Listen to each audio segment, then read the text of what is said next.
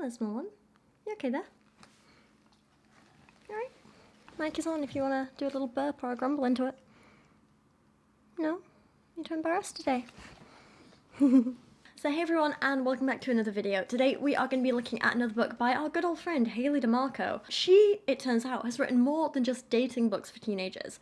She's written tons of other books about friendship and life, and in this case, clothing. Today's book that we're going to be looking at is called Sexy Girls. How hot is too hot? And it's all about, I guess, your image, fashion, clothes, what you're wearing, the images you project out to the world. But as always, it's filled with bad information, misinformation, shaming, a lot of misogyny, a lot of very outdated thinking, just generally being pretty offensive. And this one also comes with a huge dollop of cringe because it contains these ridiculous little quizzes that are kind of like Cosmo-style quizzes that you have to do, which is what we're going to be doing today and having a bit of a giggle about. But to give you a little taster of what the book is about, I'm just going to read you the opening lines, right? You might not claim to be sexy. You might not even want to be sexy. But if you're a normal, red-blooded girl, then I bet you want to be attractive to the opposite sex. You want the attention of guys. And you do certain things to get it. So, first line of the book, and we already have her making these ridiculous assumptions about women and teenage girls, and completely ignoring the fact that asexual people and lesbians exist. Oh my god. It's not only does she, just kind of imply they don't exist, but she does it in the most offensive way possible, by literally implying that if you don't like guys, you're not normal. It's ridiculous. But that should give you an idea of what to expect from the rest of this book, so beware going in, it's a mess. If you haven't seen my other videos reviewing Hayley DiMarco's other book, Technical Virgin, about dating and sex, and it's an awful mess, there are 3 videos on that book, which I will leave linked in the description below, and you can go check them out if you want, but it's not a prerequisite to watching this video by any means.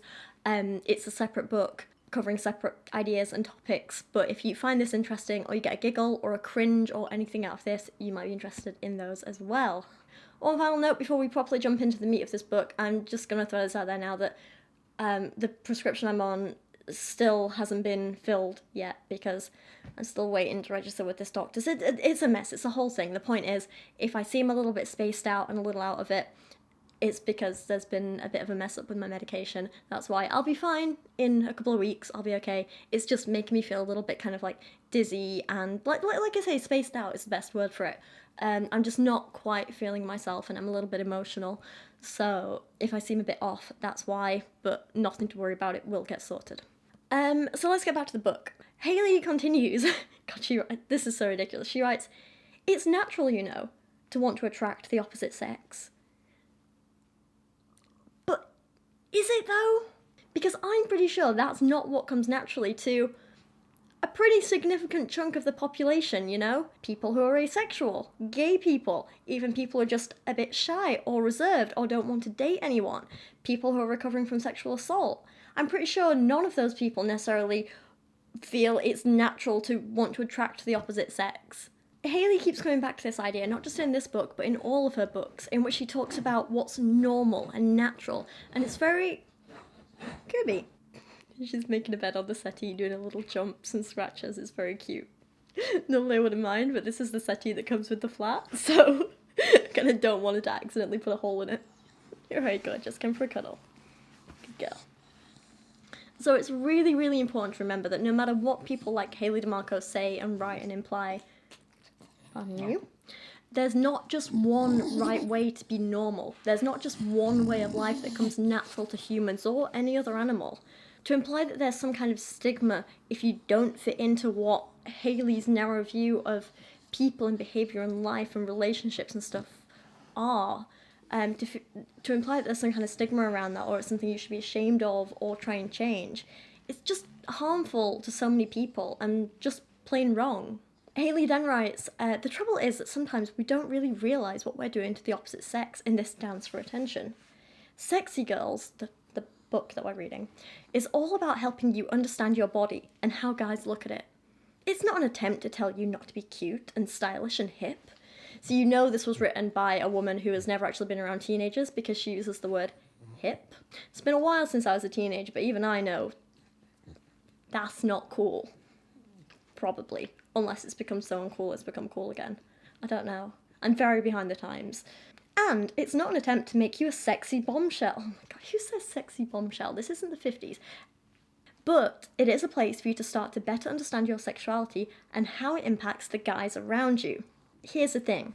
Understanding your own sexuality? Brilliant. Understanding your own sexuality so that you can please the other people around you? Not so cool. Your sexuality and your understanding of it and how you change your behaviour because of it should be for you, because of you, to help you. Does that make sense? I hope so. But it's so ridiculous. She definitely implies, not just in this passage, but later in parts of the book as well, as you'll see, that if a man sexualizes you, it's entirely your fault and not his. And it's ridiculous and it's harmful. If a man finds you attractive or not, if another person finds you attractive or not, it doesn't matter their gender, but if another person finds you attractive or not, that's not down to you. That's not because of the way you dress or look or act. It's nothing to do with you and everything to do with who that person is and what they find attractive and what they like and what they don't like. People have preferences and things they like and things they don't like and things they find attractive and things they don't find attractive. And that's a very personal thing. It's not up to you to accommodate another person's preferences or not. Does that make sense? From the very opening paragraph of this book, as we're reading now, Hayley gets this all twisted and backwards and upside down. She puts all the responsibility and consequently the blame on women and girls for how men react to them and their appearance. And that's not fair. It's up to men to determine how they react and respond to something, not the person they're looking at. This idea that it's the woman's fault and the woman's responsibility to not distract men or whatever, it's sexist, it's outdated, and it's blatantly wrong. Hey everyone, so editing me here is just going to jump in for a second, and please excuse how scruffy I look because I just woke up. But I guess I just kind of want to clarify this point a bit because I was looking through some comments last night as well after I filmed this from older videos and stuff, and there's a lot of mostly men out there, but also women as well, who always turn around and say like, oh, but if you know a man's going to be attracted to this and you still wear it, then you're asking for it, blah, blah, blah. And I guess I kind of just want to draw a bit of an analogy or a comparison to children and paedophiles. And I know this might sound extreme and crazy, but if you are attracted to children, that's not something that the paedophile or whatever can help. That's just who they are. And it's not the child's fault that someone's attracted to them. And we shouldn't ask children to cover up to accommodate paedophiles, right? Instead, the responsibility is on the paedophile to stay away from children and not harm any children and not become a child molester or a child abuser, because that's an awful, terrible thing. They can't help their attraction, but they can help their actions.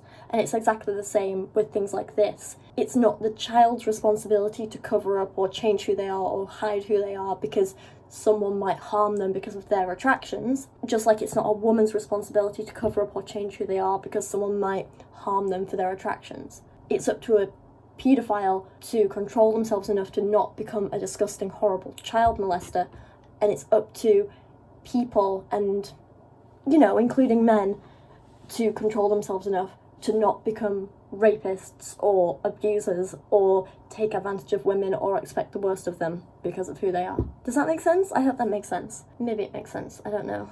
I know it looks scruffy. I'm sorry.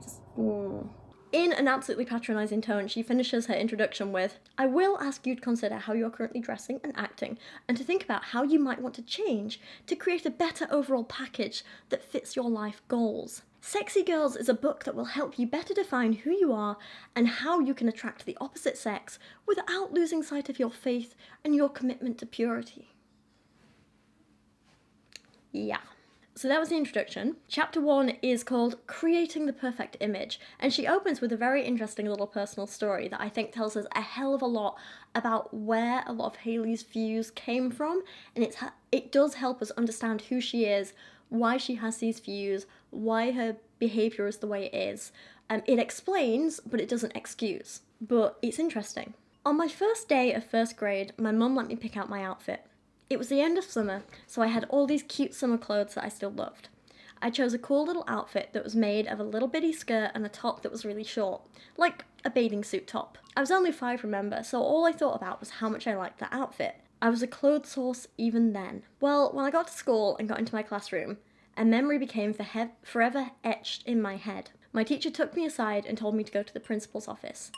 I was improperly dressed, and my mum needed to come get me. I remember being completely embarrassed. Would I forever be the outsider now that I'd made the fatal mistake of misdressing?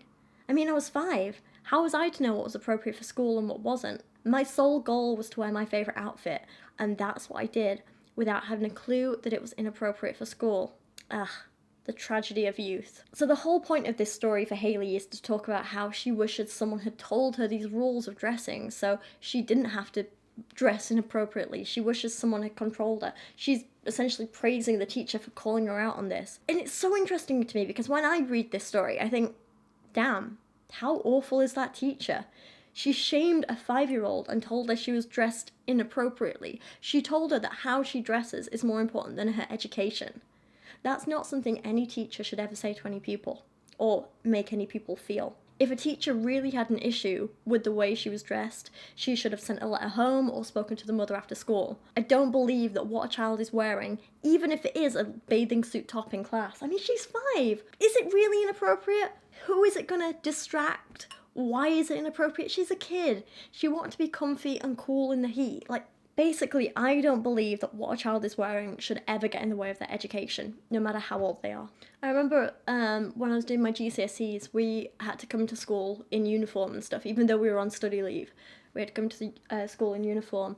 I remember one day I had been up late revising, and in a rush to get to my exam the next morning, I just couldn't find my trousers. Turns out I just forgot to wash them the night before and I couldn't find my school trousers. So I grabbed a pair of jeans because I was like, well, it's better I wear jeans than miss an exam, right? You know? And it was a big exam as well. It was something like maths. I remember when I got to school and I was queuing up outside the exam and my head of year came up to me and she was like, why are you wearing those? I was like, I'm sorry, I couldn't find my trousers. I was in a rush. I was going to be late, but I'm here. And she was like, you're lucky I don't send you home. You're lucky I let you sit this exam. And I'm like, excuse me? And she was like, if you didn't have such good predicted grades, I'd have sent you home by now. I'm like, how is that fair? Because I'm wearing jeans instead of black trousers. It didn't impede my ability to take the exam. It didn't distract anyone else in the exam. No one else noticed except her. Still something that really, really angers me. And I went into that exam kind of I was thrown and I was off and I was angry and I didn't perform as well as I could. And I'm lucky that I still came out of it with an A star. But it's so ridiculous that she tried to put my trousers above my education and my future. It still upsets me to this day. And you know what's worse? It's the fact that she told me, the only reason she let me sit that exam is because, I had good predicted grades and stuff. Because I didn't go to a very good school. And not many people got very good grades. So the few of us that did, they kind of pushed us a little bit. And I guess we did get away with a little bit more because we were the only thing making the school look good at that point. Yeah. Imagine if I'd not had those good grades. She would probably have made me miss an important exam that would have decided my career because I couldn't find a pair of trousers. Yeah. It's ridiculous. I'm sorry. Okay. See, this is what I mean. I'm getting kind of over-emotional at the minute. Sorry. Anyway, back to Hayley's story. It's interesting because you can see that this is where Hayley began to feel ashamed of herself, her clothes, her body, and it all kind of stems back to this teacher. But it's weird because instead of Hayley seeing this as a story of how she learned to feel ashamed when she shouldn't have, she actually sees it as a good thing, as a lesson she should have learned, something she should have been shamed for. Instead of understanding that the teacher was at fault, she's putting herself, 5-year-old, who wanted to be comfy and feel good, at fault. And that's not okay. And she shares a similar story from high school as well, which has the same kind of message, but I'll just read you an abridged version of it. My sophomore year in high school, I decided it was time for a change. Up until then, I was a nerd. I wore 2 long blonde pigtails every day, and I only wore pink. But my sophomore year, I got tired of being the fluffy pink geek, so I went for a more sexy look. My mum gave me $400 to... Oh my god. Who has just $400 laying around? This girl had an amazing mother who clearly cared for her, and just lucky. I don't throw the word privilege around very often, but This is a huge privilege. Anyway, I'm sorry. Right. My mum gave me $400 to revamp my wardrobe, and that's what I did. I remember the first day of school that sophomore year. Suddenly all the guys were looking at me. They'd never looked at me before. And so I became, without giving much thought to the ramifications, a sexy girl. I started on a kind of campaign to remake my image, but the trouble was I didn't realise what I was now advertising. My newfound sexiness did get the attention of many a boy, but then what? I didn't know what to do with it, so I got labelled a tease. More on that later. I had advertised something I couldn't deliver. Trouble was, no one explained sexiness to me. I had no idea what it was doing to the guys in my rearview mirror. I didn't know the message I was sending. Let's face it, I was clueless when it came to sexy. So all I'm hearing in these two stories is a young girl who wears some clothes, feels good about herself, and then gets shamed for other people by how they interpret her style. I don't think she's at fault here. The judgy people are. She should be able to dress how she wants and how she feels comfortable with, without other people expecting certain behaviours of her or trying to take away her education because of it, you know? I do think a lot of the time people put too much emphasis on like clothes and appearance and that kind of thing. I think unless you need to wear a certain thing, like for a job, for example, or for safety or whatever, like wearing a uniform if you work in a shop so people can identify that you work there, or wearing certain clothes for hygiene or safety or whatever, that I understand, that I completely get. But say you work in an office, I don't understand necessarily like strict dress codes, because as long as the person's comfy and can do their work, I don't really see a problem. Anyway, same with everything. I think people read too much into clothes sometimes, and I hate this idea of like, if you wear a certain thing, then you must be asking for it. It's such an outdated view. I thought we'd outgrown this by now. It's horrible, it's awful, it's offensive, it's wrong. Anyway, the point is, I'm not saying that people will never judge you for how you dress in the real world, because they will, but we have to remember that they're the ones at fault, not you. We should be teaching young people, especially young girls, that it's important to dress for their own comfort, for their own confidence, not for the judgment of other people. And we should be teaching the people who are judging to not judge. That's what we should be doing, not reinforcing these old ridiculous stereotypes. Hayley then goes on a rant about how girls need to advertise themselves to the right kinds of men as though they're these like commodities to be bought and owned and traded and God knows what else. And then the quizzes start. Oh my god, this is funny. So she has this quiz for girls to kind of like find out where you're at, but I don't think she'd like my answers very much. So she says, when it comes to what people see, do they think of you as, and you need to like pick one of each, right? Experimental or conservative, worldly or innocent, traditional or daring, romantic or purely physical. So for me, I think my answers would probably be more experimental, worldly, probably a bit more daring, and I don't think I have to pick. I can be both romantic and physical, I think. There's my choice. Don't think Hayley would like it very much, though. When it comes to your spiritual life, do you want to be thought of as spiritual or non-spiritual? Godly or worldly? Open-minded or traditional? See, now this one is easy. Non-spiritual, worldly, and open-minded. There you go. When it comes to your social life, are you more likely to stay up late with friends or stay up late with your books? Date around or date one guy exclusively? Sneak out of the house late or go to bed early? So for these, both and both. I like all of these things at different times. I'm not just one kind of person. Some nights I like going out dancing with my friends till 5 a.m. Some nights I like staying in with a good book and Kyra to cuddle. Yeah, I find it weird, like I don't think it's an either or thing like she's making it out. So I'd like to tell you the significance of these answers, but Hayley won't tell us. Apparently we will find out why we answered those later, so put a pin in this, as Hello Leash would say. I love it when she does sign a video, she's like, put a pin in this. I love it. Anyway, where was I at? Yeah, sorry, so put a pin in this. We'll come back to it either later in this video or in another video. I'm not sure, I don't know how long this is going to be. I'm just going to keep talking for a while. And then we get another quiz titled the How Sexy Are You quiz. And I really do feel like a teenager again. This is like something you would get in Cosmo or like, what were the teen magazines? I can't remember, like the 17 one and I don't know, I can't remember any of the others. Oh, I'm too old for this. Anyway, I feel like a teenager again. So, I want you to all join in with this one and tell me your scores below, because each answer you give here, whether it's true or false, gives you a score, and then based on your score, I think it's out of 20 you can get. Based on your score, you get like a sexiness rating. So, Everyone, and not just the girls, alright? I want you guys to do this. I want all you non-binary people to do this. Everyone, join in, tell me how sexy you are. I'll put the scoring on screen while I do this so you can count up as you go along. There you go. Question 1. Most of my tops don't come all the way to my pants. True or false? I'm probably about 50-50, but I'm gonna go false for now because, you know, sometimes you're feeling a little bit podgy and you just want to cover up and be comfy, so we'll go false. Question 2. I think it's okay to show a little bit of my stomach. Oh yeah, this is absolutely true. Like, it's just a tummy. If you want to show off your tummy, you do it. Like, tummies aren't inherently sexual, and having your tummy out when it's warm can, oh my god, get that little bit of breeze on your tummy, it really cools you down, it's great. Question 3. I don't have any tops that show my cleavage. Well, I do, so false, okay. Question 4. I have at least one body piercing. Now, I'm assuming she doesn't mean ears for this. I do have my ears pierced, but I had them done when I was 18 and I cried a lot, and it was very embarrassing. My mum was with me to hold my hand, thankfully, and the woman thought I was a child, and she was like, oh, your mum will have to sign this consent form. I was like, oh, no, I'll do it. She was like, no, your mum has to. And I was like, no, I'm an adult, I'll do it. She didn't believe me because I was crying. Anyway, the point is, I'm a huge wimp, so no, I don't have any other piercings, so we will go with false for that one. Blah, blah, blah.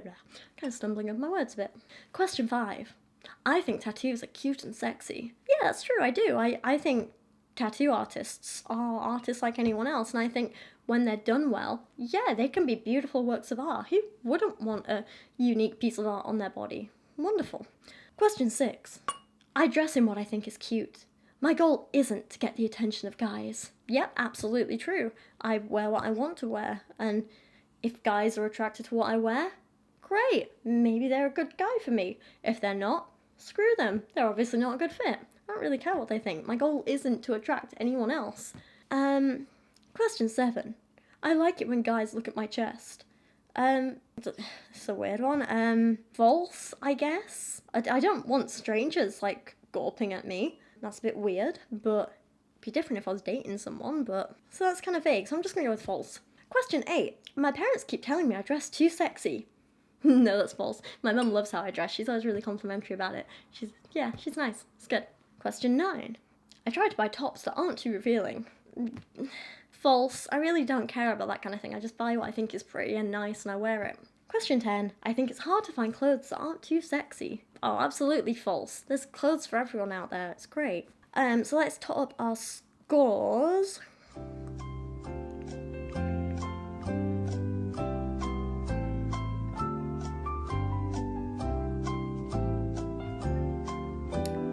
I got 15, apparently. So according to Hayley, I am sexy sometimes. Okay, gonna add that to my Twitter bio. Rachel, YouTuber, dog mum, sexy sometimes. I like it, it's got a good ring to it. Hayley writes about me, obviously. I bet you turn a few heads some of the time. And it's not because you're having a good hair day. I thought I was. Offended. They like looking at the body you've got showing. If you don't realise how your sex appeal is affecting guys, you soon will. Well, that feels a little judgmental. And I refuse to believe men aren't looking at me for my good hair day. I refuse. Or something like that. And that is the end of chapter 1. So we're going to move on to chapter 2 now. And this is where I stopped making notes and decided to just kind of like go with it and, you know, give you my first reactions of reading the book. So chapter 2 is titled Your Target Market, What Are Guys Thinking? And I was like, okay, this is going to be an interesting one, because marketing is something I know all about. Before YouTube, when I was a real adult with a real job, oh, don't miss those days, my job was actually in digital marketing. So marketing is something I know about. Men, however, maybe not. The idea of knowing what other people are thinking is tough, because social interactions are hard. But, that said, maybe Hayley DiMarco can teach me something here. Maybe she's actually going to tell me what guys are thinking. Every single guy in the universe, because apparently they all think the same way and act the same way and are basically the same people. So again, this opens with a quiz called Guys and Sexy. Okay. And she writes, let's see what you know about guys and sexy. Weird way of putting it. And this one apparently is more of like a general knowledge quiz, so there are right and wrong answers here. Okay, so again, play along, tell me your score. Question 1. Guys think about sex. A. Several times a day. B. Whenever they see a little flesh. C. No more than girls do. Or D. Both A and B. I am going to go with answer E. It depends on the individual. I can do that, right? I can just make up my own answers. Yeah? Seriously, this is so ridiculous. It's not just that, like, oh, men think about sex so much and women never do, because I know that's what she's implying here. Nah, it's definitely an individual thing. I know women who think about it way more than men and want it and have it way more than men. And I know some men who do think about it all the time, and I know plenty of men who are just like, yeah, whatever, it's another part of life. It's not just dependent on your gender, but it's dependent on what else you have going on in your life, who you are, everything. There's also a huge difference between men and women who are in relationships versus those who are single and all kinds of stuff. Like, it's not this simple, Hayley. Like, the fact that she tries to make it so basic and black and white is just, it's quite harmful, let's be honest, because you're giving people really unrealistic expectations of how people behave and what sex is and what it's like. Question 2. Guys are turned on by A, the girl they like, B, all girls, C, girls who show their cleavage, or D, all of the above. Again, I'm going to go with E. Depends on the guy. Everyone has different preferences and likes different things. Question 3. Guys are easily excited by A, what they hear, B, what they see, C, what they do. Oh, that's it. Hear, see, do. Okay, well, I'm gonna go with option D. It depends on the guy. Again, are you seeing a pattern here? Question 4, the final question. Guys think that if you are showing midriff, as in like your tummy, you are A, a really cute dresser, B, easy, C, looking for attention, D, a sexual girl, or E, B, C, and D. So easy, looking for attention, and a sexual girl. Oh, it's a tough one. I think if a guy sees someone showing a bit of tummy, he probably thinks, oh, she must be a bit warm. But seriously, like, again, it depends on the guy and it depends on the girl. And then Hayley has this scoring. So by her count, I got 0, 0, 0, and 0. So, so I got a 0 out of 12. So apparently I am clueless, but don't sweat it. Guys are hard to figure out. They are so totally different. Who would have thought? According to Hayley, the correct answers are that guys think about sex several times a day and whenever they see a little flesh. Guys are turned on by the girl they like, all girls, and girls showing their cleavage, so guys are basically turned on all the time. Guys are easily excited by what they see, apparently, more than what they do, which is weird. Because by this logic, according to Hayley, a guy having sex in a room with all the lights off with a woman is not going to be that turned on. But put him in a room with a photograph of a woman with the light on, even though he's not touching her or anything, and he is going to be good to go. He's going to be way more excited by that. Ridiculous. And finally, according to Hayley, guys think that if you're showing midriff, you are easy, looking for attention, and a sexual girl. So ridiculous. She writes, as part of creating your image and determining what's an appropriate level of sexiness, we have to think about your target audience. I'm going to assume for the purpose of this book that it's guys. Teenage guys. Now for the tricky part. Your target market is a teenage guy. You want to attract him, you want his attention, and ultimately, I will assume, you want him to like you and maybe even date you. He's the reason for any hint of sexiness you might be showing. Because of course, women can never act for themselves, women can never want to feel good about themselves. Everything women do must be for the benefit of a man. Hayley, Are you ready to cringe? Don't get all feminazi on me now and start saying that you aren't looking for a guy. Because if you picked up this book, then you must be concerned about your sex appeal, and sex appeal is for one purpose and one purpose only, to get guys. Or I picked up this book because I know you're a ridiculous person and I want to debunk it. A little further on she writes, the truth is that most of us girls just want to be cute. We want guys to think we're cute. We want other girls to think we're cute. We just want to feel cute. I think that's fair. Yeah, cool.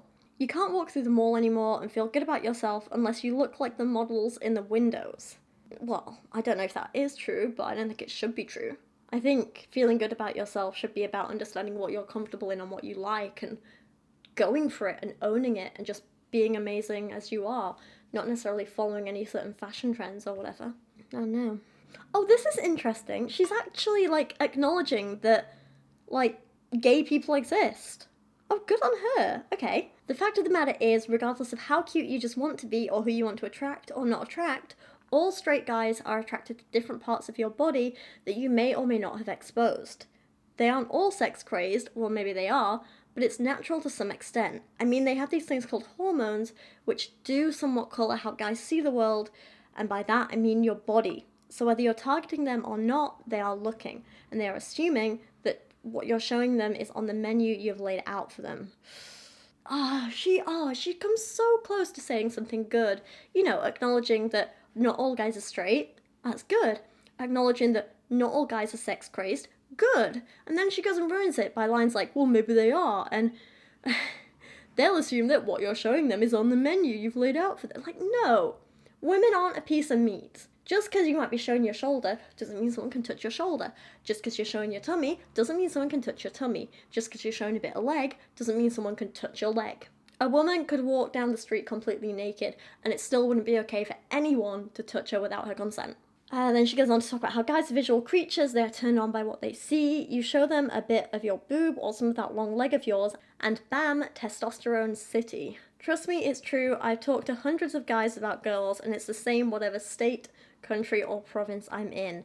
They're all turned on by your flesh. That's why you teach men self-control. She goes on to say how guys aren't casual about our bodies like we are. So if you're showing the very tippy top of your cleavage because you think, who cares, it's not like they can see my breasts, funny thing, no, they don't actually see your breasts, but they do start to imagine what they look like. Their minds start wandering down lower and lower. So show them a whole lot of cleavage and suddenly they're salivating over your entire chest. They can't help but create a mental image of what the rest of you looks like. Well, they can help it, but it's really, really hard. It's instinct, this stuff. It's the same with your waistline. When you wear your pants down really low on your hips so that your skin shows below your shirt, they're imagining what's down lower. Show them your cute underwear and it's all over. They're salivating as if you're wearing nothing from the waist down. This is no joke. Guys' eyes see more than you show them. So the less you're showing, the less they will imagine. Well, they can't help it, but it's really, really hard. Like, ugh. This makes me angry. Now that you know that your aggressive exposure of your fleshy parts is a stumbling block to the guys around you, what excuse do you have for flaunting your girly parts? What excuse do you have for flaunting your girly? Oh my god. It's not your job to control what other people do or don't imagine about you or think about you. Down to them. Teach men to control themselves. Teach teenage boys to control themselves, not girls to bend to their whims and needs and faults. If we want to develop the perfect image for you, we really have to figure out what that image should be, according to your faith, and then how to achieve it. Subheading, remembering the under in underwear. So apparently if you show any part of your underwear, it's really, really bad. Like, oh no, what if like a little bit pops out when you sit down or you have a bra strap showing? Oh, when you show off your underwear, the first thing a guy thinks about is what you look like with your undies on.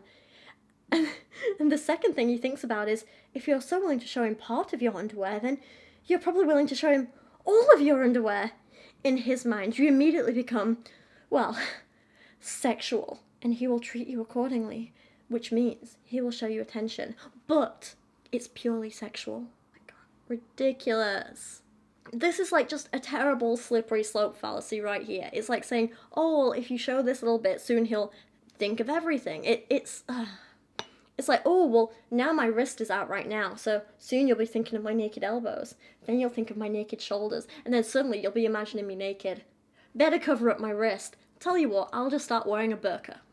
Because that is another point to reiterate. Just because this book that I'm reading here is from a Christian perspective, it doesn't mean it's only Christians who have this kind of view about purity and making women cover up and stuff like that. It's not. A lot of other religions do it. Islam, to name one.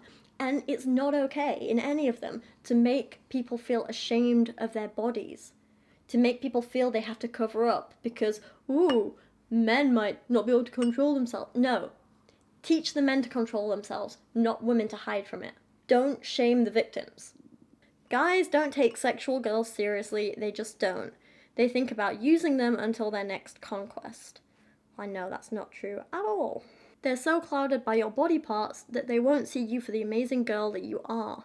Have you ever considered that your body is a part of who you are? Be with a guy who understands and appreciates every part of you. Not just your body, not just your personality, but both. If you want to be with a guy at all, you know what I mean? The truth of the matter is that guys are more attracted long-term to the girl who is a bit mysterious. They like a chase. Think of the caveman. His job was to go out and chase down wild things. It's like this woman has never read anything about, like, basic anthropology and natural history and humans and how we grew as a society. Anyway, not the point. Blah, blah, blah. Things that are a challenge are much more fun than things that are easy. I mean, he'd much rather play a real challenging game of basketball than an easy game of Candyland. He likes the challenge. He likes the chance that he might lose. He likes the idea that you aren't easy to get, and that should he get you, he'd be doing something that no other guy has done. So ridiculous. Ugh. I absolutely hate this, like, game-playing perspective, you know? Like, if I was going to be with someone long-term, I want them to be open and honest. I don't want them to be mysterious and for me to have to chase them. Like, I want to feel like it's reciprocal, like we both want to be together. I want to feel like we're both getting to know each other and opening up to each other, not him chasing me or me chasing him and me hiding part of myself until he's willing to commit. Because you're not going to have a real honest, I guess like productive or healthy relationship if you're not open and honest with each other from the beginning about everything, including who you are and your personality, and yeah. So yeah, that's where I'm going to end this today. I will hopefully be filming the next part very, very soon, so let me know if you want to see more of that. But thank you for watching today. I can't wait to read your comments down below. Thank you so much for all the interaction and feedback on my last video. You guys had some amazing discussions. It was amazing seeing things from all your different perspectives and hearing your stories behind the stuff. If you haven't seen it, it was the one about the parents who threatened to take away the university tuition fees from their daughter if she didn't help out raising her new sibling. So very, very interesting stuff going on, and thank you all for being a part of that and getting involved. My camera's about to die in a minute, so I'm trying to be very, very quick with this. But thank you so much for watching. I appreciate you all, and I'll see you again very, very, very soon. Please all stay happy and safe and healthy, and yeah, bye.